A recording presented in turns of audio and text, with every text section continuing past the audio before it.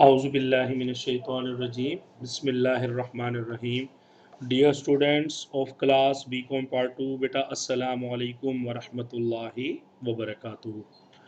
बेटा आज का जो हमारा टॉपिक है वो चैप्टर नंबर 8 है डेप्रिसिएशन।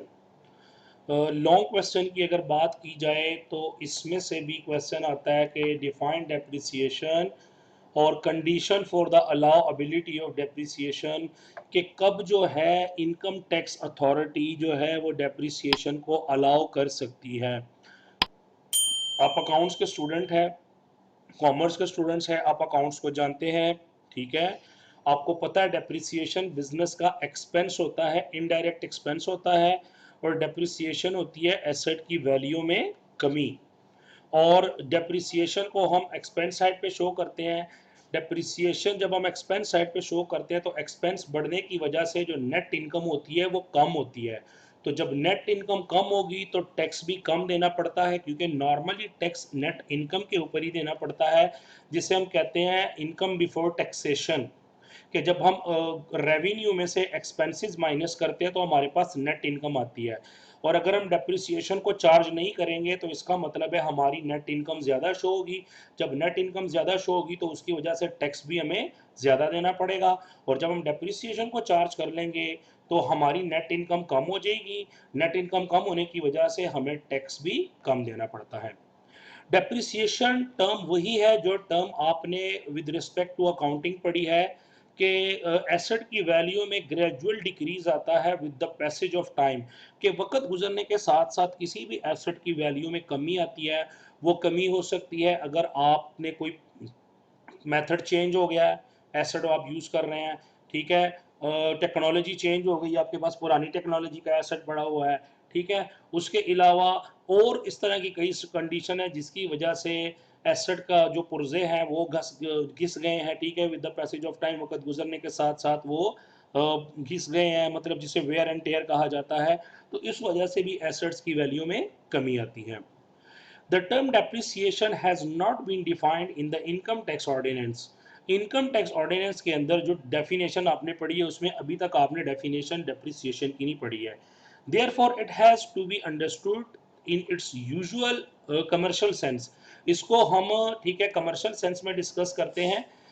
जो आपको मैंने बताया है वही अब इधर भी लिखा हुआ है। Depreciation means a decrease in the value of an asset through wear and tear और ऑब्सोलेंस। ऑब्सोलेंस कहते हैं, ठीक है, जो आपको मैंने बताया टेक्नोलॉजी का पुराना हो जाना, ठीक है, मेथोडोलॉजी का पुराना हो जाना, वो मेथड अब पहले जैसा नहीं रहा, यूनिक नहीं है। In computing the taxable profit of a business और प्रोफेशन, अगर आप किसी बिजनेस का टैक्सेबल प्रॉफिट जिस पर टैक्स लगना है, या किसी प्रोफेशन का, लाइक टीचर है, डॉक्टर है, ठीक है, इस तरह और कोई बिजनेसमैन है, the income tax law permits the deduction of depreciation subject to certain condition. कुछ कंडीशंस है जिसमें हम क्या कर सकते हैं, इनकम टैक्स की जो के अंदर हम डेप्रिसिएशन को एडजस्ट कर सकते हैं। अब यहाँ पे क्वेश्चन क्या बनेगा, conditions for the allowability of depreciation. आप ऊपर डेप्रिसिएशन को डिफाइन करेंगे। डेप्रिसिएशन को डिफाइन करने के बाद फिर आप वो कंडीशंस बताएंगे कि किन किन कंडीशंस की बेस के ऊपर डेप्रिसिएशन को एज अ एक्सपेंस चार्ज किया जा सकता है। जो मैं आपको रिसेंटली बता चुका हूं कि एक्सपेंस चार्ज करने की वजह से आपकी नेट इनकम कम शो होगी। Assets eligible for depreciation according to Income Tax Ordinance Section 22 subsection 15, income tax depreciation is admissible. Admissible का मतलब होता है अलाउड, इजाजत है, only in respect of a depreciable assets. Depreciable assets कौन से एसेट्स होते हैं, जिनके ऊपर हम डेप्रिसिएशन चार्ज कर सकते हैं। मतलब बंजर जमीन के अलावा बाकी जो बनी बनाई जमीन है उसके ऊपर हम डेप्रिसिएशन चार्ज कर सकते हैं। वो मेरे भाइयों, बंजर जमीन पे कौन सी, ठीक है, डेप्रिसिएशन हो सकती है, उसके ऊपर तो कुछ बना ही नहीं हुआ। लेकिन अगर बिल्डिंग बन जाती है तो वक्त गुजरने के साथ साथ, जैसे मैंने एकेडमी में बच्चों को एग्जांपल दी थी कि बिल्डिंग की दीवारें ख़राब हो जाती है, ठीक है, दीवारों का सीमेंट ख़राब हो जाता है, दोबारा रिपेयरिंग करवानी पड़ती है, छतें ख़राब हो जाती हैं, वाइट वॉश करवाना पड़ता है। इस तरह कई चीज़ें हैं जिनके ऊपर एक्सपेंडिचर्स करने पड़ते हैं, वो भी डेप्रिसिएशन का हिस्सा है। Depreciable asset it means any tangible. Tangible होता है जो फिजिकल एग्जिस्टेंस रखता है, जिसको हम छू सकते हैं। मूवेबल प्रॉपर्टी, इमूवेबल प्रॉपर्टी, चाहे वो मूवेबल है या इमूवेबल प्रॉपर्टी है, अदर देन अनइम्प्रूव्ड लैंड। अनइम्प्रूव्ड कहते हैं बंजर जमीन को। बंजर जमीन के अलावा वो कोई भी टेंजिबल एसेट है, चाहे वो मूवेबल है इमूवेबल है। मूवेबल वो होता है जिसको हम इजीली क्या कर सकते हैं, मूव कर सकते हैं, और इमूवेबल बेटा वो होता है जिसको इजीली मूव नहीं किया जा सकता। अदर देन अनइम्प्रूव्ड लैंड और structural improvement to immovable property, या कोई इमूवेबल प्रॉपर्टी है उसकी आपने स्ट्रक्चरल इंप्रूवमेंट कर दी, लाइक जमीन थी उस जमीन को आपने कंस्ट्रक्ट करके उसके ऊपर अच्छा खासा वेल फर्निश वेल इस्टेब्लिश आपने उसके ऊपर ठीक है बिल्डिंग वगैरह बना ली। उसके बाद है टेंजिबल मूवेबल प्रॉपर्टी। अब उसने भी सेग्रीगेट कर दिया मूवेबल और इमूवेबल को, उसको अलग अलग एक्सप्लेन किया कि मूवेबल क्या होती है, इमूवेबल क्या होती है। मूवेबल का मतलब होता है जिसको आसानी से एक जगह से दूसरी जगह मूव किया जा सके। ये भी कह सकते हैं which can easily be transferred shifted from one place to another. आप सिंपल वर्डिंग में ये कह सकते हैं, it means any plant ship aircraft और vehicle registered in Pakistan, technical और professional books, computer hardware use for the purpose of business. Computer के hardware हैं, प्रोफेशनल बुक्स हैं, टेक्निकलिटीज हैं, जिनको हम एक जगह से दूसरी जगह ट्रांसफर कर सकते हैं, ये हमारी टेंजिबल मूवेबल प्रॉपर्टी में आता है। Immovable property, it means any building, for example factory, workshop, cinema, hotel, hospital and residential quarters for laborers। अब क्या बिल्डिंग को उठा के एक जगह से दूसरी जगह ले जाओगे, फैक्ट्री को उठा के एक जगह से दूसरी जगह ले जाओगे, वर्कशॉप एक जगह से उठा के दूसरी जगह ले जाओगे? नहीं, ऐसे नहीं हो सकता। ये इमूवेबल प्रॉपर्टी है जिसको हम एक जगह से दूसरी जगह नहीं लेके जा सकते। यहाँ पे एक बात काबिल गौर है, इसके अंदर इनटेंजिबल एसेट नहीं है। इनटेंजिबल एसेट के ऊपर आपको पता है, टेंजिबल एसेट के ऊपर क्या होती है, डेप्रिसिएशन होती है, और इनटेंजिबल एसेट के ऊपर अमोर्टाइजेशन होती है। और हम चूंकि पढ़ रहे हैं डेप्रिसिएशन का, इसीलिए खाली एसेट्स में टेंजिबल का ही जिक्र किया गया है। उसके बाद बिल्डिंग, बिल्डिंग के अंदर ये भी हो सकता है कि जो super structure only and does not include site.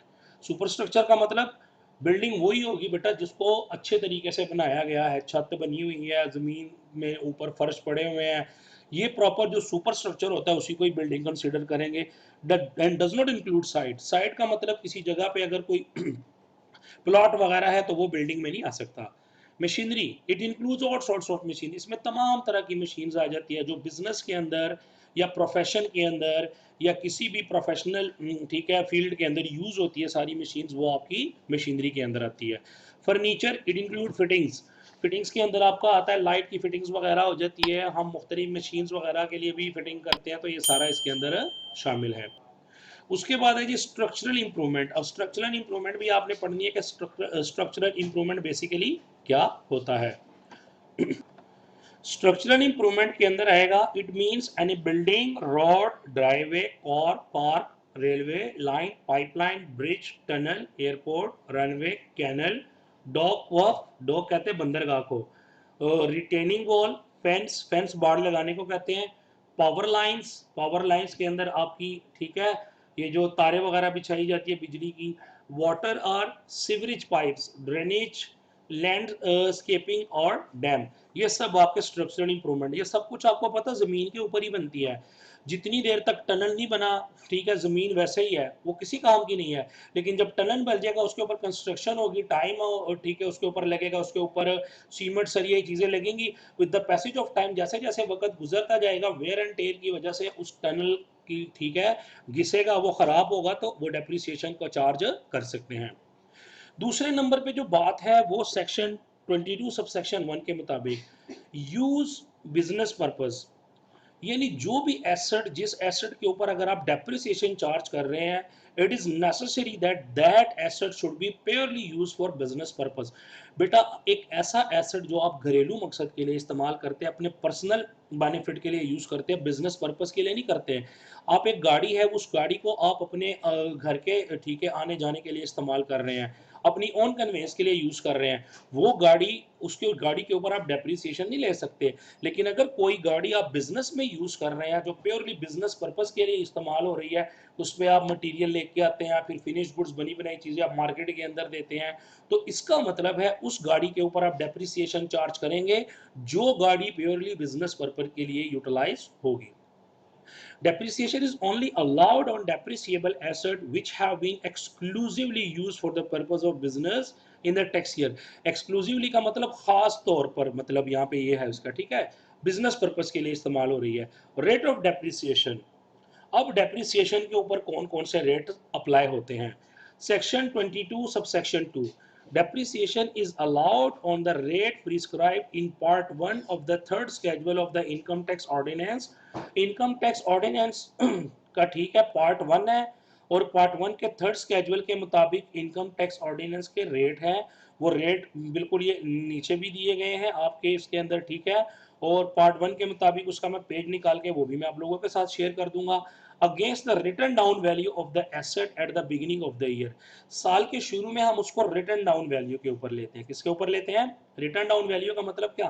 पहले साल जब आपने एसेट में से डेप्रिसिएशन चार्ज कर दी, डेप्रिसिएशन निकालने के बाद जो वैल्यू बनेगी, डेप्रिसिएशन चार्ज करने के बाद, लाइक मैं आपको एग्जांपल देता हूँ, 1 लाख का एसेट था, उसमें से 10,000 डेप्रिसिएशन निकल गई, पीछे रह गया 90,000। कितना रह गया? आप 90,000 के ऊपर नेक्स्ट टाइम डेप्रिसिएशन लेंगे, ओरिजिनल कॉस्ट मेथड पे नहीं लेंगे। ओरिजिनल कॉस्ट मेथड पे लेंगे तो 10,000 बनेगा। कितना बनेगा? 1 लाख अगर ओरिजिनल वैल्यू है 10,000, 10% लेंगे फॉर एग्जांपल 10,000 बनेगा, तो 1 लाख में से 10,000 माइनस करोगे। लेकिन जब आप रिटर्न डाउन वैल्यू पे लोगे तो इसका मतलब है फिर 9,000 बनेगा। जब 10,000 माइनस करेंगे तो नेट इनकम ज्यादा कम होगी, जब 9,000 माइनस करेंगे तो नेट इनकम थोड़ी ज्यादा होगी। मतलब एफबीआर वाले भी समझदार है, वो कहते हैं कि डेप्रिसिएशन कम होनी चाहिए। Depreciation for the whole year is allowed even if the asset is used for a part of year. फायदा ये भी है कि पूरे साल के लिए डेप्रिसिएशन अलाउ होती है, चाहे बिजनेस पार्ट ऑफ ईयर का इस्तेमाल हुआ है, यानी 3-4 माह में आपने एसेट इस्तेमाल किया, आपको फायदा ये है कि मसलन मैं बताता हूँ आपको, आप टैक्स ईयर स्टार्ट होता है जुलाई से आपका और एंड होता है जून के ऊपर। एक एसेट आपने ले लिया अक्टूबर में, अक्टूबर में लेने का मतलब क्या हुआ, आपने तो उसको सिर्फ 9 महीने इस्तेमाल किया, पहले 3 महीने तो निकाल दिए, लेकिन डेप्रिसिएशन आप पूरे साल की ले सकते हैं। इस तरह अगर एक एसेट आपने ले लिया मार्च के अंदर, टैक्स ईयर एंड हो रहा है जून के ऊपर, आप उसमें पूरे साल की डेप्रिसिएशन चार्ज कर सकते हैं, ये भी एक फायदा है। आज के लिए आपका ये आखिरी पॉइंट है, asset used partly for business purpose. ये क्या है? अगर कोई asset partly for business purpose के लिए, यानी वो आप बिजनेस में भी उस एसेट को यूज कर रहे हैं, पर्सनल पर्पस के लिए भी यूज कर रहे हैं, where a depreciable asset is used during a tax year partly deriving income from business, कि जिस बिजनेस से आप इनकम डिराइव कर रहे हैं उस बिजनेस में आपका वो एसेट पार्टली यूज हो रहा है, गाड़ी है कोई और चीज़ है, वो आप पर्सनल यूज के लिए भी इस्तेमाल कर रहे हैं और बिजनेस में भी इस्तेमाल कर रहे हैं, तो इसका पार्टली यूज आ गया।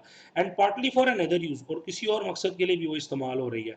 The allowance shall be restricted to fair proportionate part of the amount that would be allowed which relates to business.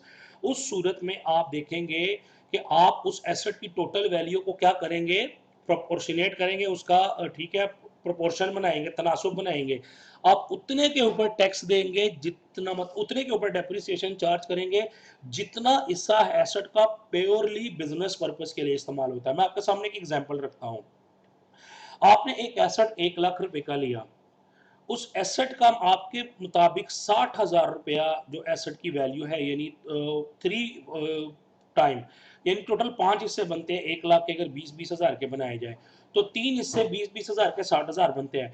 मतलब 60,000 रुपए का एसेट ऐसा है जो बिजनेस पर्पज के लिए यूज हो रहा, तो आप 60,000 के ऊपर डेप्रिसिएशन ले सकते हैं, आप 1 लाख पूरे वाले के ऊपर ले नहीं सकते हैं।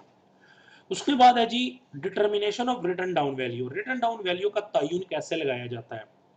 सेक्शन 22 है, सब सेक्शन 5 है। In case of asset is acquired during a tax year, अगर आपने एक टैक्स ईयर में एसेट लिया है, अब आपने देखना कि आपने तो ऊपर पढ़ा ना कि हम रिटर्न डाउन वैल्यू के ऊपर डेप्रिसिएशन लेते हैं, मैंने एग्जांपल दिया, अब ये रिटर्न डाउन वैल्यू कैसे पता चलेगा। अब उसके लिए पहला पॉइंट ये है, अगर आपने during the tax year asset acquired किया, मैंने आपको एग्जांपल दिया, अगर आपने अक्टूबर में लिया या मार्च में लिया है, the return down value is the cost of asset less initial allowance. तो रिटर्न डाउन वैल्यू होगी क्या, उस एसेट की value plus minus initial allowance. Initial allowance आपने आगे पढ़ना है, वो इनिशियल अलाउंस क्या होगा वो तब आपको पता चलेगा। लेकिन अभी आप इतना समझ लें कि आप किस तरह रिटर्न डाउन वैल्यू कंसिडर करेंगे जिसके ऊपर आपने डेप्रिसिएशन लेनी है। आप उस एसेट की कॉस्ट प्राइस लेंगे, उस कॉस्ट प्राइस में से इनिशियल अलाउंस की वैल्यू माइनस करेंगे, जो वैल्यू बचेगी वो रिटर्न डाउन वैल्यू होगी, और उस वैल्यू के ऊपर क्या होगा, डेप्रिसिएशन चार्ज होगी। इन अदर केस, इसके अलावा, the written down value is the cost of asset less total depreciation deduction including initial allowance। Allowed in respect of the asset in the previous tax year. अगर previous tax year में asset ठीक है, जितना initial allowance भी इसमें शामिल होगा और प्रीवियस टैक्स ईयर में उसके ऊपर जितनी डेप्रिसिएशन होगी वो सारी माइनस करने के बाद फिर क्या होगा, उसकी रिटर्न डाउन वैल्यू कंसिडर होगी। ये पॉइंट अभी आपको नीचे वाला जो है ना पॉइंट नंबर 2, ये तब क्लियर होगा जब अगला टॉपिक आप पढ़ेंगे, उसके अंदर फिर मैं इसको दोबारा रिकॉल करूंगा और आप लोगों के साथ शेयर करूंगा, बेटा ये पॉइंट वो है। क्योंकि असल में अब आपने इनिशियल अलाउंस पढ़ना है, फाइनल अलाउंस पढ़ना है, वो सारे आपने नेक्स्ट लेक्चर में पढ़ने हैं। मुझे उम्मीद है कि इंशाल्लाह ताला आप लोगों को ये क्लियर हो गया होगा। बेटा नेक्स्ट लेक्चर तक अपना ख्याल रखिएगा। अल्लाह हाफिज।